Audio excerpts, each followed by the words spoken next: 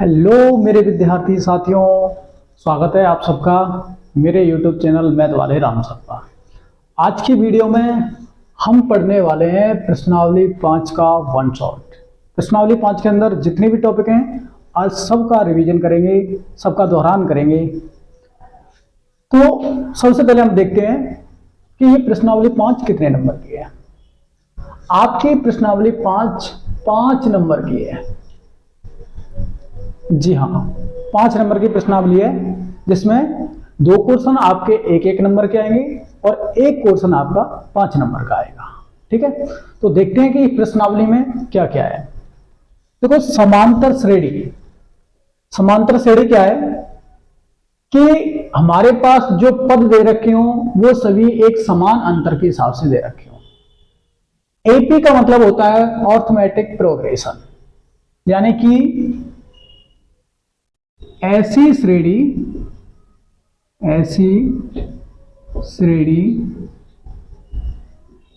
जिसके पदों के मध्य अंतर समान हो। ऐसी श्रेणी जिसके पदों के मध्य अंतर समान हो उसे हम समांतर श्रेणी कहते हैं। ये क्या है? समान हो उसे समांतर श्रेणी कहते हैं। श्रेणी कहते हैं। तो ये हमारी समांतर श्रेणी है और इसके जो समान अंतर है, इस समान अंतर को सार्व अंतर कहते हैं। समान अंतर को सार्व अंतर कहते हैं।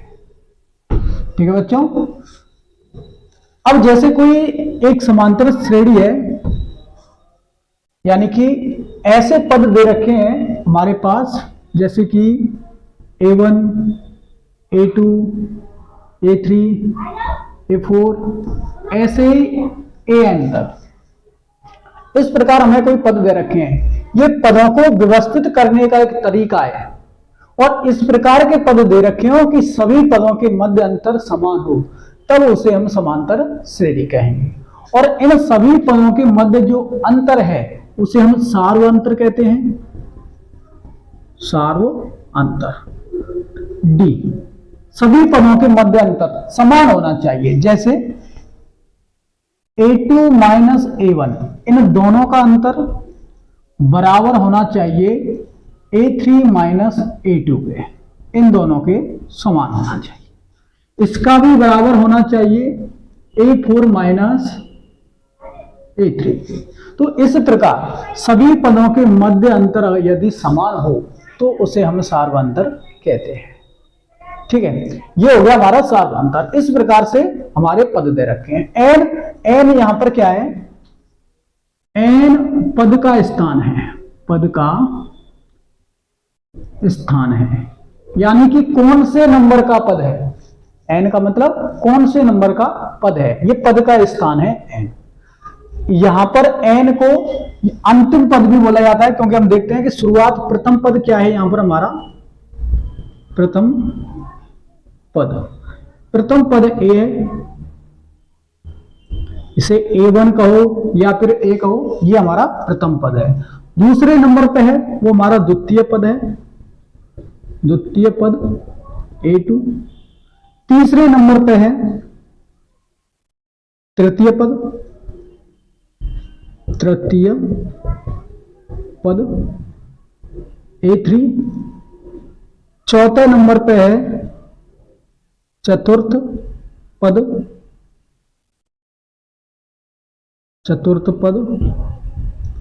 A4। ऐसे जो लास्ट में रखा है इसको हम एनवा पद कहते हैं। एनवा पद या फिर अंतिम पद AN। इस प्रकार के ये हमारे पद हैं। तो पहला पद होगा उसे प्रथम कहेंगे, दूसरा उसे द्वितीय, तीसरा होगा तो उसे तृतीय, चौथा होगा उसे चतुर्थ और लास्ट वाला है उसे अंतिम पद। एन का मतलब यहां है कौन से स्थान पर है। जैसे एक है तो पहले स्थान का है, दो है तो दूसरे स्थान का है, तीन है तो तीसरे स्थान का है, ऐसे यहाँ चार है तो चौथे स्थान का है, यहाँ एन है पता नहीं कौन सा है, तो ये अंतिम पद है हमारा, कोई स्थान है। एन का मतलब क्या है, कोई स्थान है। इस प्रकार की हमारे संख्या होते हैं। जैसे कोई एपी मान लेते हैं हमारे पास, जैसे कोई एपी है, एपी जैसे मानो 5, 7, 9, 11 इस प्रकार की कोई एपी है। ये हमारी कोई इस प्रकार की एपी दे रखी है, अर्थमेटिक प्रोग्रेशन है, समांतर श्रेणी दे रखी है इस प्रकार की कोई। तो यहां पर सबसे पहला पद है कितना है, 5 है। इन दोनों का अंतर कितना है, 2 है, क्योंकि 7 और 5 के मध्य अंतर कितना है, 2 है। तो यहां पर हम देख पा रहे हैं कि पहला पद हमारा 5 है और अंतर कितना है, 2 है। तो ये अंतर केवल एक ही पद से पता नहीं चलेगा, मैं इन सबके मध्य समान होना चाहिए। जैसे 7 में से 5 घटाएंगे 2, 9 में से 7 घटाएंगे 2, 11 में से 9 घटाएंगे 2। तो इस प्रकार हम देख पा रहे हैं कि सभी पदों के मध्य अंतर है वो 2 का अंतर है, तब जाके कहेंगे कि ये इसका सार्व अंतर 2 है, एक समान होना चाहिए। अन्यथा अगर जैसे मान लो यहाँ पर 12 है, केवल एक संख्या चेंज की हमने, यहाँ पे हमने 12 कर दिया, तो यहाँ इन दोनों के मध्य जो अंतर है वो 2 का नहीं रहा, 3 का हो गया, तो इसका मतलब ये समांतर श्रेणी नहीं है। याद रखना, ऐसा क्वेश्चन भी आ सकता है कि कौन सी समांतर श्रेणी है या नहीं। तो सबसे पहले समांतर श्रेणी देखने के लिए उनके मध्य अंतर हमें समझना पड़ेगा। तो जो मध्य अंतर हमारा एक समान होगा तभी जाके वो समांतर श्रेणी होगी। ठीक है, केवल अंतर ही देखना है। आपके प्रश्नावली में समांतर श्रेणी है और समांतर श्रेणी का मतलब है समान अंतर वाले पद, तो समान ही अंतर होना चाहिए यहाँ पे। तो यहाँ पर हम देख रहे हैं कि सभी के मध्य समान अंतर है, तो ये समांतर श्रेणी है। चलो आइए इस पर एक बार चर्चा करते हैं। जैसे मान लो हमारा पहला पद कितना है, 5 है, और दूसरा पद कितना है, अंतर इसका कितना है, 2 है। यानी कि एक ऐसी श्रेणी की हमें तुलना करनी है जिसमें पहला पद 5 हो और अंतर उसका 2 हो। तब हम देखते हैं कि पहले पद और अंतर को मिला दें, 5 + 2 कितना हुआ, 7 आ गया। तो पहले पद और अंतर को मिलाने पर हमें दूसरा पद प्राप्त हो रहा है। इसका मतलब है कि ये दूसरे पद का फॉर्मूला बन जाता है a + d, a + d, यानी कि पहले पद में अंतर मिला दो, कितना हो गया, 7 हो गया। तो ये हमारा दूसरा पद बन गया। इसी प्रकार अगर तीसरे पद की बात करें तो पहला पद है, यहां पर ये देखा जाए तो दूसरा पद है, और दूसरा पद हमारा कितना है, 7 है। 7 में यदि अंतर मिला दें तो कितना होगा, 9। तो यहां पर हम एक चीज देख रहे हैं कि ये A2 है और ये कितना है, D है। तो इसलिए ये इस प्रकार दूसरे पद का फॉर्मूला बन जाता है A2 + D। क्या हुआ, A2 + D। अब इसी प्रकार इसमें पुनः अंतर मिला दें, तीसरे पद में फिर से 2 जोड़ दें तो कितना प्राप्त होगा हमें, 11, जो कि कौन सा पद प्राप्त हो रहा है, चौथा, नंबर 4 का। तो A3 + D। तो हम देख पा रहे हैं कि प्रत्येक क्रमागत पद ज्ञात करने के लिए हमें सिर्फ अंतर जोड़ने की आवश्यकता होती है। ऐसे ही हमें an को ज्ञात करना है, तो an से ठीक पहले का पद an-1 + D, an से ठीक पहले का पद हमें प्राप्त होना चाहिए, तो हम अंतिम पद उसका निकाल सकते हैं। तो ये जो वाले मैंने फॉर्मूले आपके लिए बनाए हैं, तो ये फॉर्मूले सिर्फ और सिर्फ क्रमागत पदों को ज्ञात करने के लिए यूज किए जाएंगे। सबसे पहले हमें अंतर दिया होना चाहिए और उस अंतर को लगातार पदों में जोड़ते जाएंगे। पहले पद में जोड़ेंगे दूसरा पद, तीसरे पद में जोड़ेंगे चौथा पद, चौथे पद में जोड़ेंगे पांचवा पद, पांचवें में जोड़ेंगे छठवां पद। तो इस प्रकार से हमें समांतर श्रेणी के पद प्राप्त होते जाएंगे। ठीक है बच्चों, याद रखना है कि सबसे ये जो सूत्र है A2, A + D, A3, A + 2D, A4, A3 + D, ये सिर्फ क्रमागत पदों को ज्ञात करने के लिए है। लगातार पूरी की पूरी एक हमें समांतर श्रेणी ज्ञात करने के लिए इन पदों का प्रयोग किया जाता है। इनके अलावा इनके अलावा जैसे हमें तीसरा पद ज्ञात करना है और हमें नहीं पता है कि दूसरा पद क्या है, लेकिन हमें तीसरा पद ज्ञात करना है, तो उसके लिए हम क्या देखेंगे कि जैसे तीसरे पद पे कितना है 9 है, तो पहले पद से दूसरे पद तक एक अंतर हुआ हमारा, दूसरे पद से तीसरे पद तक कितने अंतर हो गए, 2 अंतर हो गए। तो अंतर कितने का था, 2 का, 2 अंतर कितने हो गए, 4, 4 और 5 कितने हो गए, 9। तो इस प्रकार हम समझ पा रहे हैं कि तीसरा पद ज्ञात करने के लिए हमें 2 अंतर की आवश्यकता पड़ेगी पहले पद में जोड़ने के लिए। इसलिए हम क्या करेंगे, यहां पर a + 2d कर देंगे, ये तीसरा पद ज्ञात करने के लिए सूत्र बन जाता है। ऐसे चौथा पद हमें ज्ञात करना है, तो चौथे पद तक पहुंचने के लिए हमें कितने अंतर चाहिए, 1 2 3, 3 अंतर की आवश्यकता होगी, इसलिए a + 3d। इसी प्रकार पांचवां पद ज्ञात करना हो तो 4 अंतर चाहिए, a + 4d। 10वां पद ज्ञात करना हो तो a + 9d। अंतिम पद ज्ञात करना हो, देखो सिंपल सी बात है, हम जैसे 14 पद ज्ञात करेंगे 3 अंतर होने चाहिए, तीसरा पद ज्ञात करेंगे 2 अंतर होने चाहिए। जैसे हमने 10वां पद ज्ञात किया तो उसके लिए हमारे पास 9 अंतर होने चाहिए, a + 9d।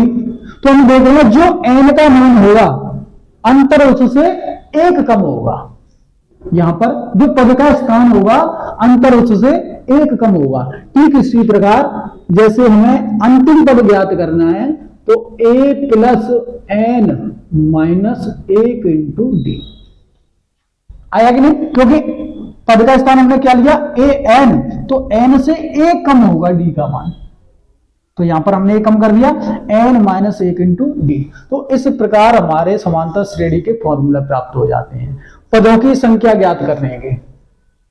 कौन से स्थान पर कौन सा पद है हमेशा याद रखना है आपको, क्योंकि कंफ्यूजन ये होती है कि समझ में नहीं आता कि हम किस प्रकार के फॉर्मूले प्रयोग करें, क्वेश्चन में कौन सा फॉर्मूला प्रयोग करें। तो इसके लिए आपको यह समझना पड़ेगा कि पद ज्ञात करवा रहा है या पद का स्थान ज्ञात करवा रहा है, बस ये चीज समझ लो, बाकी आपका क्वेश्चन हो गया। जैसे उसने पद ज्ञात करवाया तो उसका मतलब n का मान दिया है, पद का स्थान ज्ञात करवाया तो उसका मतलब n का मान हमें ज्ञात करना है। पूरे समांतर श्रेणी प्रश्नावली के अंदर आपको सिर्फ 2 चीजों पर ध्यान देना है, वो है प्रथम पद और एक है सार्वंतर। इन 2 चीजों पर ध्यान देना है। समांतर श्रेणी में या तो दोनों चीज दे रखी होंगी, या तो क्वेश्चन में आपके में दोनों चीज दे रखी होंगी, या फिर दोनों चीज ज्ञात करो। सबसे पहले हमारा मकसद रहेगा कि ए और डी को ज्ञात करना और ये और डी है या नहीं इसकी जांच करना, बस पूरे प्रश्नावली में और कुछ नहीं है। सबसे अभी मैंने बताया आपको मैन इसमें कुछ नहीं है। पद किस प्रकार से हैं, ये जो पद दे रखे हैं मध्य वाले, ये क्रमागत पदों को यूज करने के लिए है कि जब हमें एक समांतर श्रेणी ज्ञात करनी हो, ये जो पद दे रखे हैं कहीं से भी, जैसे कोई भी क्वेश्चन दे दिया जाए, अभी मैं इसमें बताऊं एक समांतर श्रेणी है हमारी 5 7 9 11, इसी की बात करूं। अब इसमें डायरेक्ट हमें जैसे मान लो 11वां ही पद चाहिए, कौन सा पद चाहिए, 11वां पद। देखिए 1 2 3 4 4 ही पद दे रखे हैं इसमें, हमें इसका चाहिए 11वां पद। तो सिंपल सी बात है, अभी मैंने क्या बताया था, जो भी पद लेंगे डी कितने अंतर चाहिए उसके, उसमें हमें 1 कम अंतर चाहिए। जैसे मैं कह रहा हूं 11वां पद a 11, तो इसके लिए हमें 10 अंतर चाहिए, क्योंकि अंतर 1 कम होता है पद के स्थान से। तो यहां पर कितने अंतर हो जाएंगे, 10 अंतर हो जाएंगे। तो हम क्या लिखेंगे, इसे 11 को लिखेंगे a + 10d, a + 10d। तो अब हमें पता है कि a का मान कितना है, कि a का मान सर 5 है, चलो 5 लिख दिया। d का मान कितना है, d का मान सर 2 है, तो 2 लिख दिया हमने। 5 + 2 का 10 से गुणा करेंगे कितना होगा, 20, 5 और 20 कितना होगा, 25। ये लो आपका आंसर आ गया। बहुत ही सिंपल है, कुछ नहीं समझना है इस प्रश्नावली के अंदर, क्योंकि सब कुछ इसी में मिल जाता है आपको। बस ये समझ लो कि पद का स्थान ज्ञात करवा रहा है या फिर पद ज्ञात करवा रहा है, बस ये आपको समझना पड़ेगा, यही है इसमें समझने के लिए, और कुछ नहीं है। जैसे मान लो इसमें हमें दे दिया कि इसमें 29 है किसी स्थान पर, चलो हमने यहां पर लिख दिया, ये 29 दे दिया इसमें, ठीक है, समझो इसे। यहां पर 29 दे रखा है, तो हमें पता है कि अंतिम पद 29 है, तो इसके अनुसार भी इसका निकाल सकते हैं, क्योंकि हमें पता है अंतिम पद कितना है। अंतिम पद जो लेंगे n का मान वहां पर d कितने होंगे, अंतर इतने होंगे जिसमें से एक कम होगा। तो हमने क्या लिया कि इसका अंतिम पद है 29। तो इससे हमें यह पता चल रहा है कि हमें सिर्फ इसका स्थान ज्ञात करना है कि ये 29 कौन से नंबर पे है, क्योंकि पद तो हमें दे ही रखा है, पद तो 29 दे ही रखा है, तो हमें बस ये देखना है कि पद है कौन से स्थान पर। जैसे ये 11 चौथे स्थान पर है, तो ये 29 कितने स्थान पर है ये ज्ञात करना है हमें। तो इसका हम क्या करेंगे, a plus n minus 1 into D, क्योंकि n हमने माना स्थान, तो n से 1 कम हो गए अंतरों की संख्या। a का मान कितना है 5 और d का मान कितना है 2। 5 का पक्षांतरण करेंगे तो n माइनस 1 इंटू 2, 29 माइनस 5,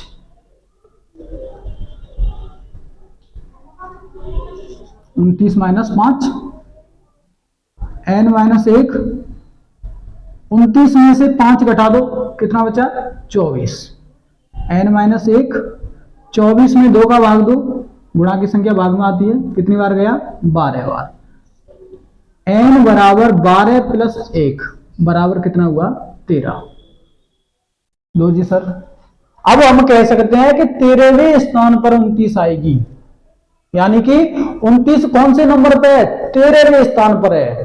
13वें स्थान पर कितना है 29 है। जैसे हमने अभी 11वें स्थान निकाला था, कितना था 25, 11वें नंबर पर 25 है, ऐसे 13वें नंबर पर 29 है। इस प्रकार से इस समांतर श्रेणी के सवाल आएंगे आपके, ठीक है। उसके बाद है समांतर श्रेणी के जो समांतर श्रेणी के जो पद हैं उनका योगफल। अभी इनके योगफल के बारे में आपको बताते हैं, तब तक इसे साफ कर देते हैं।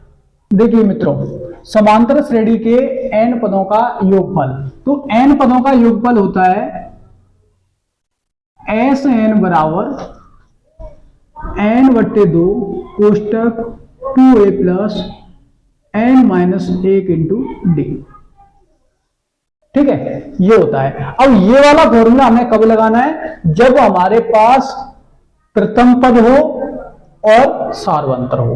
एक और होता है, अथवा एस एन बराबर n/2 कोष्टक a plus n। L का मतलब यहां an ही होता है, एल बराबर क्या होता है an, यानी कि अंतिम पद। तो इस वाले फॉर्मूले का प्रयोग कब करेंगे, जब हमारे पास प्रथम पद और अंतिम पद दे रखा हो, तब हमें सार्वंतर निकालने की भी कोई जरूरत नहीं है, ठीक है। इस प्रकार से होते हैं। अब ये दोनों कंडीशन में n का मान या तो होना चाहिए, देखो मैंने अभी बताया था, ये याद रखो a और d सबसे ज्यादा मोस्ट है पूरे प्रश्नावली में। प्रथम पद होना चाहिए, सार्वंतर होना चाहिए, नहीं है तो इन्हें निकालो सबसे पहले, और उसके साथ साथ फिर हमें पदों की संख्या भी चाहिए, क्योंकि बिना पदों की संख्या पता करें हमें क्या पता कि कितने पदों का योग ज्ञात करना है। तो a और d और n कंपलसरी है, इनका मान निकालना पड़ेगा या फिर इनका मान दिया हुआ होगा क्वेश्चन में, ठीक है। ये चीज आपको समझना है। अब जैसे एक और चीज याद रखने ना, क्योंकि ऑप्शन वाले क्वेश्चन आते हैं उसमें आ सकते हैं। n प्राकृतिक संख्याओं का योग ज्ञात करने का सूत्र होता है n प्राकृतिक संख्या 1 से शुरू होती है, इसलिए उनका जो सूत्र होता है n/2 1 प्लस n। सिंपल सी बात है। जैसे प्राकृतिक संख्या 25 संख्याओं का योग ज्ञात करवाएगा तो 25/2, अंतिम पद कितना होगा 25 ही होगा। प्राकृतिक संख्याओं में 1 2 3 4 5, 25वें नंबर पर 25 ही आएगी, इसलिए यहां l और n दोनों एक ही होता है, ठीक है। तो इस प्रकार से ये इसका होता है अंतिम पद। अब ये आपका योगफल का हो गया।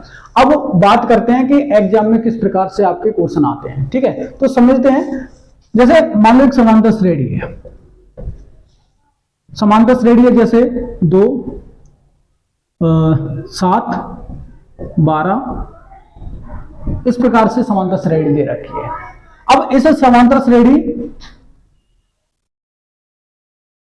श्रेणी में 10 पदों का योग ज्ञात करो। ठीक है, इस प्रकार से आपका क्वेश्चन है। तो देखो यहां पर हमें पता चल रहा है कि 10 पदों का योग ज्ञात करवा रहा है, ना कि इसमें ये 10वां पद है। बात समझ में आ रही है कि नहीं आ रही? यहां पर n का मान हमारा 10 है। n का मान कितना है? 10, क्योंकि 10 स्थान तक हमें चलना है। तो चाहो तो इसका पता लगा कि 10 संख्या लिख लो, उसके बाद उन्हें जोड़ लो, या फिर हम क्या करेंगे, हमें पता होना चाहिए कि सबसे पहले पहला पद इसमें कितना है? 2 है, और सार्व अंतर कितना है? यहां पर दोनों का अंतर कितना है? 5 का अंतर है। 2 से 7 में कितने का अंतर है? 5 का। 7 से 12 में कितना अंतर है? 5 का। तो इसका अंतर भी लिख लेंगे। ये हमें सबसे पहले पता होना चाहिए। अब हमें योग ज्ञात करना है कितना? 10 पदों का योग। 10 पदों का योग S 10 S n होता है, तो S n नहीं लिखेंगे यहां पर हम लिखेंगे 10। क्यों लिखेंगे? क्योंकि n पदों का योग नहीं ज्ञात करना है, हमें 10 पदों का योग ज्ञात करना है। तो S 10 जैसे n/2 होता है, हम यहां क्या लिखेंगे? 10/2। इस वाले फॉर्मूले की तरह चलेंगे, क्योंकि यहां n का मान कितना हो गया? 10 हो गया। फिर 2 × a का मान कितना है? यहां पे 2 प्लस n का मान कितना है? 10 -1, और d का मान कितना निकाला हमने? 5। 2 का भाग कितनी बार गया 10 में? 5 बार। 2 दूनी 4 प्लस 10 में से 1 घटाएंगे, कितना बचा? 9 × 5। 5 × 4 और ये कितना हो गया? 45। 5 नंबर 45, 45 और 4 कितना हुआ? 49। 49। अब इसका गुणा कर दो, 5 से गुणा कर देंगे। 45 की 5, 40 4 44, तो 445 ये इसका आंसर आ गया। इस प्रकार से ये योगफल होगा आपका। ठीक है, अगर मान लो इसमें nवां पद दिया होता, तब जाके हम उसका प्रयोग करते, तो वहां इसका प्रयोग करने के लिए आपको nवां पद ज्ञात करना पड़ेगा, क्योंकि प्लस l है ना, तो lवां पद आपको ज्ञात करना पड़ेगा। जैसे 10वां पद a 10 बराबर, अभी मैंने आपको बताया था, जो पद ज्ञात करना है अंतर उसके लिए 1 कम होगा। जैसे हमें a प्लस 10वां पद ज्ञात करना है, तो 9d लेंगे। अंतरों की संख्या कितनी होगी? यहां पर 9 होंगी। a का मान कितना है? 2 है। 9 × d का मान कितना है? 5 है। तो 2 प्लस 9 पंजे 45, कितना होगा टोटल? 47 हुआ। तो हमें पता चल गया कि इसका 10वां पद कितना है? 47 है।